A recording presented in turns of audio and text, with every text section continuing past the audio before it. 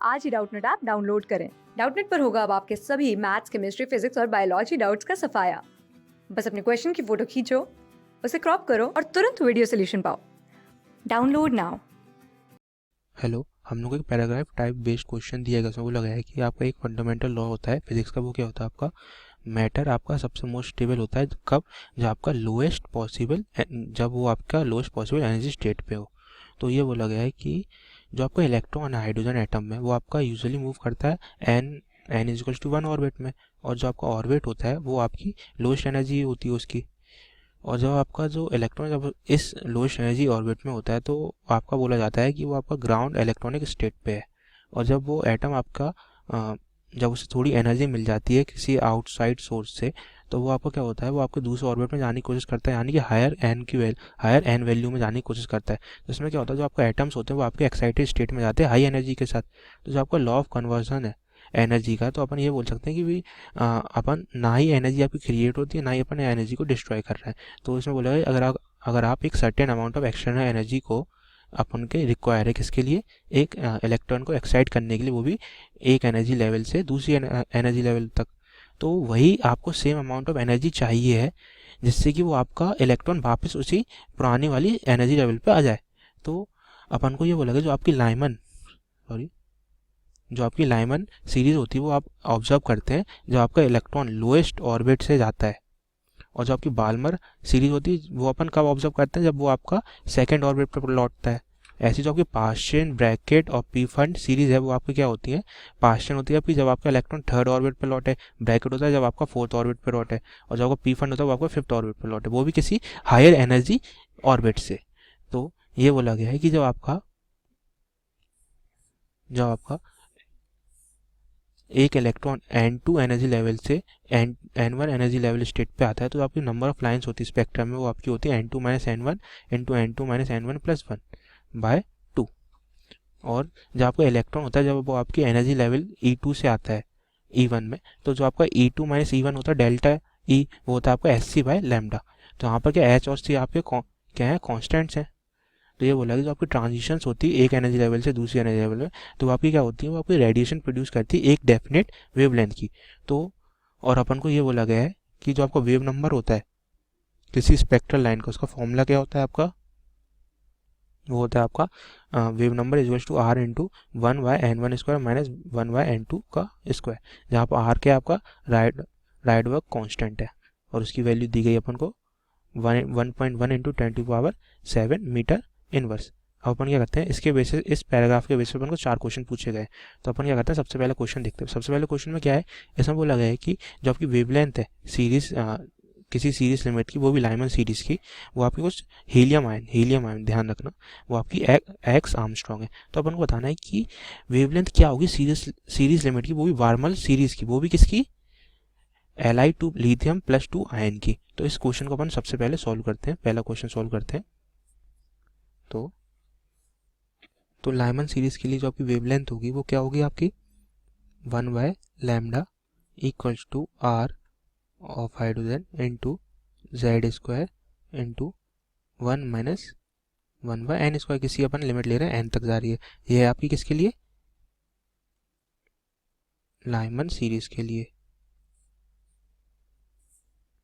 तो ये क्या होगा आपका, जब अपन क्या ले रहे हैं, सीरीज लिमिट ले रहे हैं, n को अपन इन्फिनिटी रख रहे हैं और हीलियम प्लस आयन के लिए ले रहे हैं।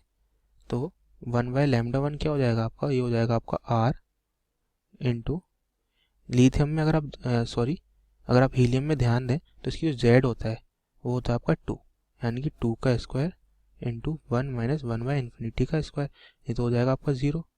तो ये क्या आएगा आपका यहाँ से, RH इंटू 4। अब अपन क्या करते हैं, लिथियम के लिए लिखते हैं। तो जो आपकी बार्मल सीरीज होगी लिथियम के लिए, बाल्मर सीरीज फॉर लिथियम यानी कि Li2 प्लस आयन के लिए, तो वो क्या होगी, वो अपन लिखते हैं। तो होगी 1/λ2 equals to RH into Z²। इसका जो Z होगा वो क्या होगा आपका 3 इंटू 3 का स्क्वायर, ये किसके बराबर होगा, और जो आपका एन की वैल्यू अपन को पता है वो सीरीज लिमिट यानी कि इन्फिनिटी, तो यहाँ से तो आपको 1 ही आएगा, तो ये हो जाएगा आपका 9 इंटू आर एच। तो इसे अपन क्या लिख सकते हैं, आर एच की वैल्यू क्या लिख सकते हैं अपन, यहाँ से इस वाली इक्वेशन से हो जाएगी आपकी 9 इंटू 1/4 लैम्डा। तो यहाँ से जो आपकी लैम्डा 2 की वैल्यू आएगी वो क्या होगी, आपकी लैम्डा 2 आएगा आपका 4 इंटू लैम्डा 1/9।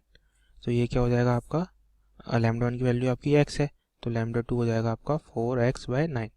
तो इसका 4x/9 आर्मस्ट्रॉन्ग। तो इसका आंसर क्या है आपका, इसका आंसर है आपका option number B 4x/9 Armstrong. ऐसे ही अपन को करना है क्वेश्चन नंबर 2 सॉल्व। तो क्वेश्चन नंबर 2 में अपन से क्या पूछा गया है, उसमें बोला गया है कि जो आपका एमिशन स्पेक्ट्रा होता है वो अपन कॉन्सिक्वेंस, वो आपका ऑब्जर्व होता है कॉन्सिक्वेंस की वजह से, किसके, जो आपका ट्रांजिशन हो रहा है इलेक्ट्रॉन्स का, वो भी हायर एनर्जी स्टेट से ground state of helium ions के, हीलियम प्लस आयंस के। तो जो आपके 6 डिफरेंट फोटोन्स को अपन ने ऑब्जर्व किया है वो भी इस एनर्जी स्पेक्ट्रम है। तो अपन को बताना कि मिनिमम वेवलेंथ क्या होगी ड्यूरिंग दिस ट्रांजिशन। तो अपन क्या करते हैं, तो अपन सेकंड क्वेश्चन को सॉल्व करते हैं। तो सेकंड क्वेश्चन को सॉल्व करेंगे तो क्या होगा आपका, अपन को पता है कि अपन कितनी लाइन्स आ रही है, 6 आ रही है, कि अपन फॉर्मूला लगाएंगे 6 is equal to n2 minus n1 into n2 minus n1 plus 1/2। तो इससे अपन को क्या पता चल रहा है, ये आपको ग्राउंड स्टेट में भी चाहिए, एक मान लेते हैं अपन। तो इससे अपन को क्या पता चल रहा है, जो आपकी n2 है हीट एंटाइलमेंट, वो आपको 4 ले लेते हैं और n1 को ले लेते हैं अपन 1। ये अपन का सबसे पॉसिबल बेस्ट पॉसिबल केस है। तो और जैसे कि अपन को पता है जो आपको 1/लैम्डा होता है वो क्या होता है आपका R H into Z square, lithium plus ions के लिए, यानी कि जेड क्या इसका आपका 2 का square into 1/1 square minus 1/4 square हो जाएगा ये। तो 1/लैम्डा की वैल्यू क्या आएगी आपकी, ये हो जाएगी आपकी आर एच इंटू 4 इंटू 15/16, ये हो जाएगी आपकी 4 टाइम्स। तो यहाँ से आपकी जो लैम्डा की वैल्यू होगी वो क्या होगी आपकी 4/15 आर एच। तो कौन सा ऑप्शन सही है आपका, अगर आप ध्यान से देखें तो आपका ऑप्शन नंबर बी सही है। आप करते हैं अपन क्वेश्चन नंबर 3 सॉल्व। अपन बोला किस ट्रांजिशन में जो आपका हाइड्रोजन स्पेक्ट्रम में सेम वेवलेंथ होगी, जहाँ पर आपकी जो वार्मल ट्रांजिशन है वो आपका n=4 से लेके n=2 तक है, वो भी आपका हीलियम प्लस आयन में। तो अपन क्या करते हैं, अब इस क्वेश्चन को अपन सॉल्व करते हैं। तो अपन थर्ड क्वेश्चन को सॉल्व करते हैं। जब अपन थर्ड क्वेश्चन को सॉल्व करेंगे तो जो आपको 1/लैम्डा है वो क्या होगा आपका R H into Z square into 1/n1 square minus 1/n2 square. ये तो फॉर्मूला अपन को पता है। तो अपन क्या करते हैं, lambda of helium plus ions का निकालते हैं वेवलेंथ, वो क्या होगी आपकी R H, helium plus ions की आपकी जेड की वैल्यू थी 2, यानी कि इंटू 2 का square equals to 1/2 square minus 1/4 square. तो इससे आपकी वैल्यू क्या आएगी, इससे आपकी वैल्यू आ रही है आर एच इंटू 4, ये हो जाएगा 1/4 माइनस 1/16। तो ये हो जाएगा आपका आर एच इंटू 4 इंटू 3/16। तो आपका ये जाएगा 4 टाइम्स। तो इससे क्या आएगा आपका, तो ये होगी आपकी किसके बराबर 1/लैम्डा एच के बराबर होनी चाहिए। तो अगर आप ध्यान से देखें तो 3/4 आ रहा है, तो अपन इसे क्या लिख सकते हैं, आर एच, इस चीज़ को अपन यहाँ से ऐसे लिख सकते हैं आर एच इंटू 1/1 का स्क्वायर माइनस 1/2 का स्क्वायर। तो इससे क्या हो जाएगा आपका 3/4 आर एच आएगा, ये भी इसके बराबर है। तो इससे अपन को क्या पता चल रहा है, जो आपका n2 होगा ट्रांजिशन वो होगा आपका 2 के बराबर और n1 होगा आपका 1 के बराबर। तो आपका ये 1 से 2 जा रहा है। तो इसका आंसर क्या हो जाएगा आपका ऑप्शन नंबर डी, n=2 से लेके n=1 तक। अब अपन देखते हैं क्वेश्चन नंबर 4, जिसमें बोला गया है कि जो आपका इलेक्ट्रॉन होता है हाइड्रोजन एटम में वो भी m सेल में, वो आपका डी एक्साइटेशन होता है उसका ग्राउंड स्टेट पे। तो अपन को कितने मैक्सिमम स्पेक्ट्रल लाइंस देता है, ये अपन पता करते हैं क्या होगा इसका आंसर। तो ये आपका डी एक्साइटेशन और हाइड्रोजन, तो आपकी क्या सेल्स होते हैं, K shell, L shell, M shell. तो अगर आप ध्यान से देखें तो आपको डी एक्साइटेशन हो रहा है, तो आपका एम से पहले के में जा सकता है या फिर आपका ये एम से लेके एल में जा सकता है। बस आपकी दो ही स्पेक्ट्रल लाइंस पॉसिबल है, एम से एल या फिर एम से के, एम से एल या फिर एम से के। ये आपके दो एक्साइटेशन पॉसिबल है ग्राउंड स्टेट में।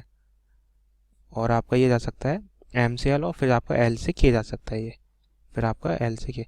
तो ये आपको कितनी स्पेक्ट्रल लाइंस दे सकता है मैक्सिमम से मैक्सिमम? वो आपको दे सकता है 2 स्पेक्ट्रल लाइंस। इसका आंसर क्या है आपका 2। तो ये हो गया स्पेसिस टाइप क्वेश्चन के सारे आंसर सॉल्व। क्लास 6 से 12 से लेके नीट, IIT, JEE मेंस और एडवांस के लेवल तक 10 मिलियन से ज़्यादा स्टूडेंट्स का भरोसा।